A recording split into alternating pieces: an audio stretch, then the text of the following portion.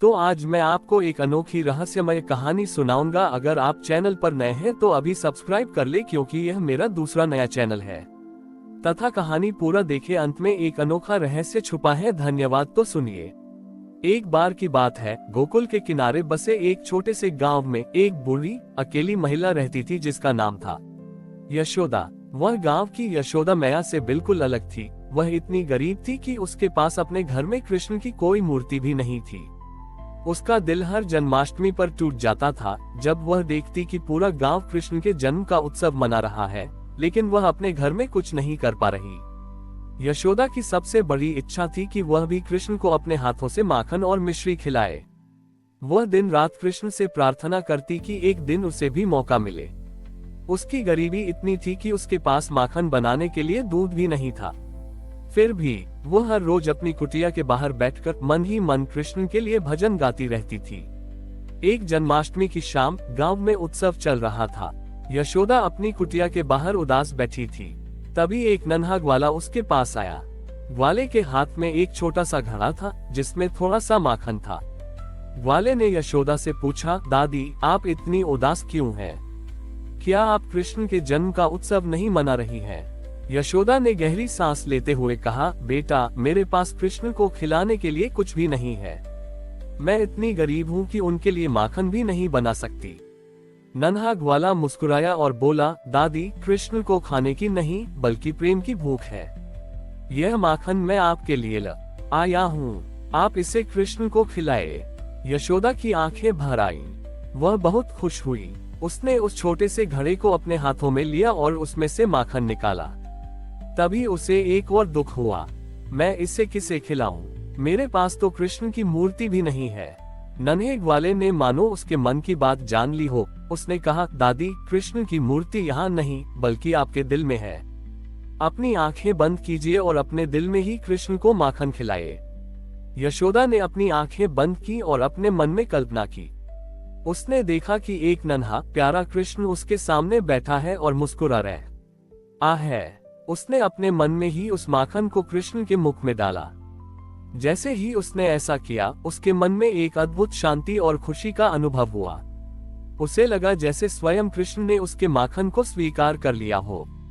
जब उसने अपनी आंखें खोली तो नन्हा ग्वाला वहां नहीं था, लेकिन उस छोटे से घड़े में माखन कभी खत्म नहीं हुआ। यशोदा ने महसूस किया कि उस ग्वाले के रूप में स्वयं कृष्ण आए थे, जो उसे यह बताने आए थे कि सच्ची भक्ति किसी बाहरी आडंबर की मोहताज नहीं होती, बल्कि वह हृदय की गहराई से निकलती है। उस दिन से यशोदा ने कभी खुद को गरीब नहीं माना। उसके लिए हर दिन जन्माष्टमी थी और उसका हृदय कृष्ण का मंदिर बन गया था। यशोदा की कुटिया में अब हर दिन माखन का घड़ा भरा रहता था। वह हर सुबह उठकर उसी माखन को प्रेम से कृष्ण को मन ही मन खिलाती थी। उसकी खुशी और संतोष देखकर गांव के लोगों को आश्चर्य होता था। एक दिन गांव की एक और बूढ़ी महिला, जिनका नाम राधा था, ये भी एक अलग पात्र है, यशोदा के पास आई।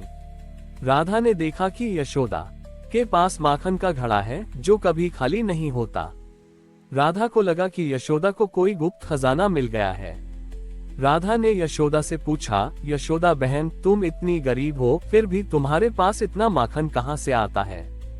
क्या तुम्हें कोई खजाना मिल गया है? उद्धरण चिन्ह।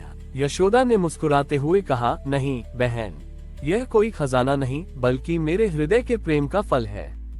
जन्माष्टमी की रात एक नन्हे ग्वाले ने मुझे ये घड़ा दिया था और तब से यह कभी खाली नहीं होता। राधा को यशोदा की बात पर विश्वास नहीं हुआ। उसने सोचा कि यह जरूर कोई जादू टोना है। वह लालच में आ गई और उसने मन ही मन सोचा कि वह किसी तरह उस घड़े को अपने घर ले जाएगी। अगली रात जब यशोदा गहरी नींद में थी, राधा धीरे से उसकी कुटिया में घुसी और माखन का घड़ा उठाकर भागने लगी। लेकिन जैसे ही उसने घड़ा छुआ, उसे एक अजीब सी झंझनाहट महसूस हुई। घड़ा बहुत भारी हो गया था और वह उसे उठा नहीं पा रही थी। घड़े से एक धीमी लेकिन मधुर आवाज आ रही थी, तुम मुझे प्रेम से नहीं, लालच से उठा रही हो। मैं वहीं रहूंगा जहां प्रेम है। राधा डर गई और उसने घड़े को वहीं छोड़ दिया। जैसे ही उसने घड़े को छोड़ा, वह फिर से हल्का हो गया और उसकी आवाज बंद हो गई। राधा बिना कुछ लिए चुपचाप अपने घर लौट गई। अगली सुबह उसने यशोदा से माफी मांगी और अपनी लालच भरी हरकत के बारे में बताया। यशोदा ने उसे माफ कर दिया और कहा, बहन, यह माखन किसी जादू से नहीं बल्कि कृष्ण के प्रेम से भरा है। जब तक तुम्हारे दिल में प्रेम नहीं होगा तब तक तुम इसे कभी नहीं पा सकती। राधा को अपनी गलती का एहसास हुआ। उसने यशोदा से पूछा, मैं क्या करूं ताकि कृष्ण मुझ पर भी कृपा करे। यशोदा ने राधा को गले लगाया और कहा, कुछ नहीं करना है, बस अपने दिल में कृष्ण के लिए प्रेम जगाओ, उनकी भक्ति करो और सब कुछ उन्हें ही समर्पित कर दो। राधा ने उस दिन से अपनी लालच छोड़ दी और यशोदा की तरह ही मन में कृष्ण की भक्ति करने लगी। उसने भी अपनी कुटिया के बाहर बैठकर कृष्ण के भजन गाना शुरू किया। कुछ ही दिनों बाद राधा के दिल में भी वही शांति और प्रेम का अनुभव हुआ जो यशोदा को होता था। इस घटना के बाद पूरे गांव को ये समझ आ गया कि ईश्वर की कृपा पाने के लिए धन, दौलत या दिखावे की नहीं बल्कि सच्चे प्रेम और भक्ति की जरूरत होती है। यशोदा और राधा की दोस्ती प्रेम और भक्ति की मिसाल बन गई, जो हर जन्माष्टमी पर यह संदेश देती थी कि कृष्ण को पाने का सबसे आसान रास्ता प्रेम का रास्ता है। राधा के हृदय में भी जब प्रेम की ज्योत जली तो गांव के लोगों ने देखा कि दोनों बूढ़ी सहेलियां यशोदा और राधा एक अनोखी खुशी में जी रही हैं। उनकी कुटिया में भले ही धन दौलत की कमी थी, लेकिन प्रेम और शांति की कोई कमी नहीं थी।